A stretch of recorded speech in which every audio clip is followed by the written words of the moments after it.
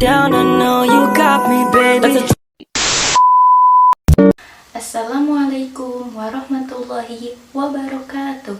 Saya Meta Herawati, mahasiswi Universitas Juanda, Fakultas Agama Islam dan Pendidikan Guru, Prodi PGSD. Baiklah, materi yang akan saya jelaskan adalah tentang motivasi belajar. Apa itu motivasi? Motivasi atau mover menurut Bimo Walgito berarti bergerak atau to move. Jadi, motivasi diartikan sebagai kekuatan yang terdapat dalam diri organisme yang mendorong untuk berbuat atau merupakan driving force. Dalam bahasa agama, istilah motivasi menurut Tayyar Yusuf tidak jauh berbeda dengan niatan atau niat. Innamal a'malu binniyat, yang artinya sesungguhnya perbuatan itu bergantung pada niat, yaitu kecenderungan hati yang mendorong seseorang untuk melakukan tindakan sesuatu.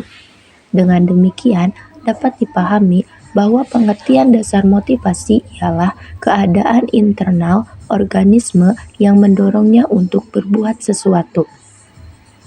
Motivasi menurut Greenberg and Baron didefinisikan sebagai serangkaian proses yang menggerakkan, mengarahkan, dan mempertahankan perilaku individu untuk mencapai beberapa tujuan.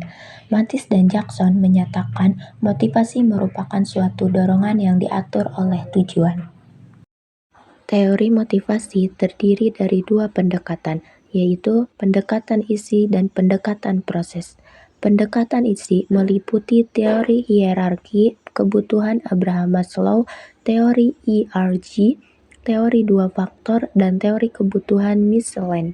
Sedangkan pendekatan proses terdiri dari teori pengharapan, teori keadilan, dan teori penetapan tujuan. Yang pertama, teori hierarki kebutuhan Abraham Maslow, yaitu kebutuhan fisiologis atau physiologis needs. Contohnya meliputi rasa lapar, haus, seksual, berlindung, dan kebutuhan fisik lainnya. Yang kedua, teori ERG, existence, relatedness, dan growth, yaitu kekuatan keinginan memuaskan kebutuhan yang lebih tinggi semakin besar apabila kebutuhan yang lebih rendah telah terpuaskan. Yang ketiga, teori kebutuhan Miscellane, yaitu kebutuhan pencapaian atau need for achievement, yaitu dorongan untuk melebihi, mencapai standar-standar, dan berusaha keras untuk berhasil. Yang keempat, teori harapan, menjelaskan bahwa kekuatan dari suatu kecenderungan untuk bertindak dalam cara tertentu tergantung pada kekuatan dari suatu harapan bahwa tindakan tersebut akan diikuti dengan hasil yang ada pada daya tarik dari hasil itu terhadap individu tersebut. Yang kelima adalah teori penentuan tujuan, bahwa tujuan-tujuan yang spesifik dan sulit dengan umpan balik akan menghasilkan tingkat kinerja yang lebih baik. Apakah model e-learning dapat diterapkan pada siswa yang memiliki motivasi belajar yang tinggi atau rendah?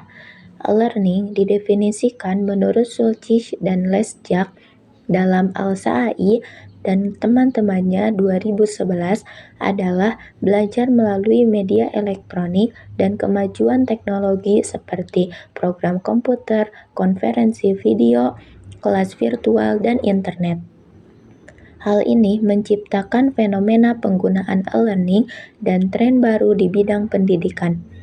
E-learning merupakan bentuk pembelajaran yang dituangkan dalam format digital melalui teknologi internet.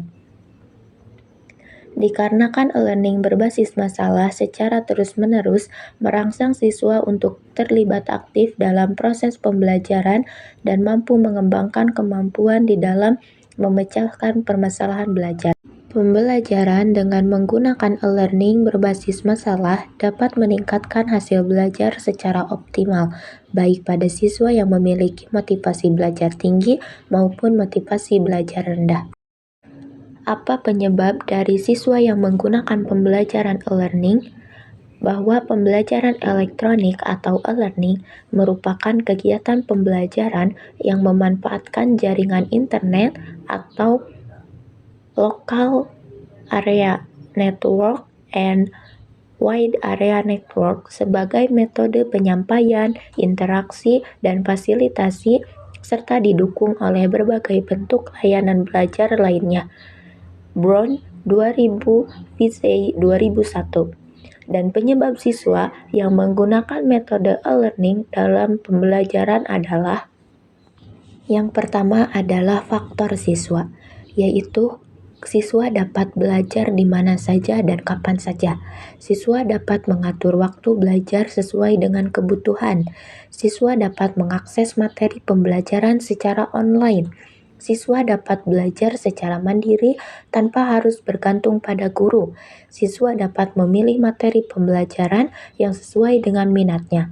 Yang kedua adalah faktor dari teknologi, yaitu siswa memiliki akses ke perangkat komputer, tablet, atau smartphone. Siswa memiliki akses ke koneksi internet yang stabil. Siswa dapat menggunakan platform e-learning yang mudah digunakan. Siswa dapat mengakses materi pembelajaran online yang berkualitas. Dan yang terakhir adalah dari faktor pendidikan. Siswa membutuhkan fleksibilitas dalam belajar karena kesibukan lainnya. Siswa tidak memiliki akses ke sumber daya pembelajaran yang memadai. Siswa membutuhkan peningkatan keterampilan dalam menggunakan teknologi, dan siswa membutuhkan peningkatan motivasi dalam belajar. Dan kesimpulan dari materi yang saya jelaskan adalah pengertian e-learning atau pembelajaran elektronik sebagai salah satu alternatif kegiatan pembelajaran dilaksanakan melalui pemanfaatan teknologi komputer dan internet. Perkembangan di berbagai negara memperlihatkan bahwa jumlah pengguna internet terus meningkat. Demikian juga halnya dengan jumlah peserta didik yang mengikuti e-learning dan institusi penyelenggara e-learning. Fungsi e-learning dapat sebagai pelengkap atau tambahan, dan pada kondisi tertentu bahkan dapat menjadi alternatif lain dari pembelajaran konvensional. Peserta didik yang mengikuti kegiatan pembelajaran melalui program e-learning memiliki pengakuan yang sama dengan peserta didik yang mengikuti kegiatan pembelajaran secara konvensional. Demikianlah materi yang dapat saya sampaikan.